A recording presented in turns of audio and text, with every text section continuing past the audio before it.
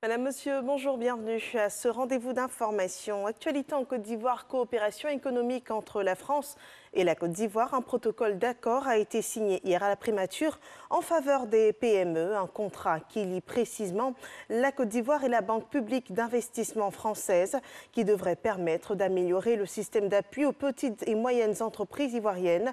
La France apportera l'assistance et le conseil nécessaires à un meilleur rendement des petites entreprises. Cette convention permet aussi à BPI-France d'accompagner le gouvernement ivoirien à réfléchir à la création d'une banque publique au profit des entrepreneurs ivoiriens. Sur le rationnement de la fourniture de l'électricité, la CIE a fait hier le point après 3 semaines d'exécution du programme. Pour ce nouveau bilan, la compagnie ivoirienne d'électricité dit avoir réajusté le programme de rationnement, réduisant ainsi dans plusieurs cas les créneaux horaires initiaux. Pour la période du 24 au 30 mai dernier, le nombre de clients touchés est d'environ 10%. Il a été constaté une amélioration notable dans les ménages où beaucoup de quartiers programmés n'ont pas été rationnés. Au niveau des clients industriels, la CIE rassure que des efforts ont été faits pour essayer de réduire l'impact sur leur activité. Ce problème de déficit de l'électricité qui a débuté le 10 mai dernier devrait être maîtrisé d'ici le mois de juillet 2021.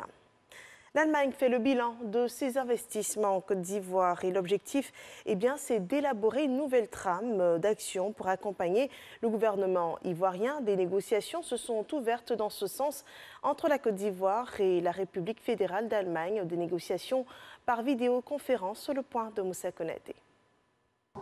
Une réunion par visioconférence. Depuis Berlin, Stéphane Oswald, le directeur général du plan Marshall pour l'Afrique, s'adresse à un auditoire à Abidjan. Cet échange s'inscrit dans le cadre des négociations intergouvernementales entre la Côte d'Ivoire et l'Allemagne.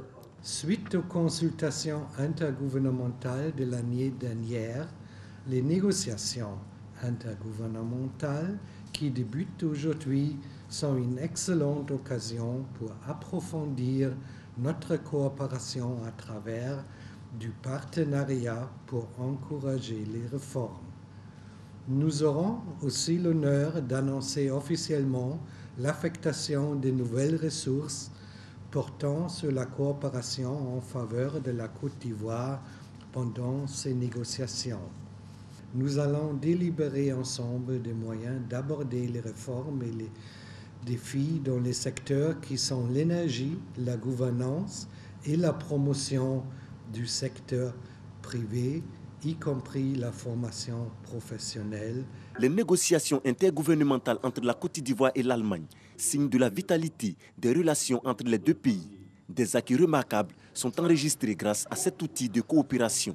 La signature en décembre 2019 d'un accord de coopération d'un montant de 60 milliards de francs CFA destiné au financement des réformes dans le secteur des énergies renouvelables dans le cadre de la lutte contre la Covid-19.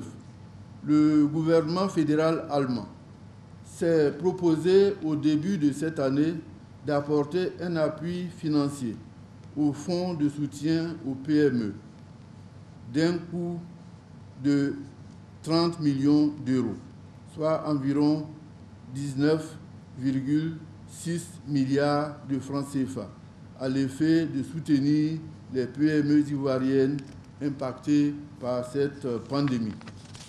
Les résultats des travaux sont très attendus. Ils permettront de faire le point des investissements déjà réalisés et élaborer les futures actions afin d'accompagner la Côte d'Ivoire à relever les défis économiques. Hors de nos frontières, la Centrafrique a présenté ses excuses au Tchad. Une délégation conduite par la ministre centrafricaine des Affaires étrangères, Sylvie Baipo-Témon, a été reçue hier soir à N'Djamena par le président du Conseil militaire de transition et les deux pays ont convenu de la mise en place d'une commission d'enquête internationale pour clarifier les circonstances de cette attaque qui a causé dimanche dernier la mort de 6 soldats tchadiens, dont 5 enlevés puis exécutés. En Afrique du Sud, l'élection des instances dirigeantes du Parlement panafricain, l'Assemblée consultative de l'Union africaine qui regroupe 55 pays du continent, a viré à la bagarre lundi dernier à Midrand en Afrique du Sud. Des députés en sont venus aux mains en se disputant l'urne de l'élection. Sujet de dispute, la réélection du président de cette instance consultative et un désaccord sur la rotation régionale des postes. Le confinement des populations de Melbourne, la deuxième plus grande ville d'Australie, est prolongé d'une semaine. C'est le 4e confinement de Melbourne depuis le début de la pandémie de Covid-19. Le Premier ministre par intérim de l'État de Victoria a précisé que la ville avait affaire à un variant du virus plus transmissible que ce que nous avons connu jusqu'à présent. Ce variant dit Kappa, détecté en Inde pour la première fois, se serait propagé via un voyageur de retour de l'étranger.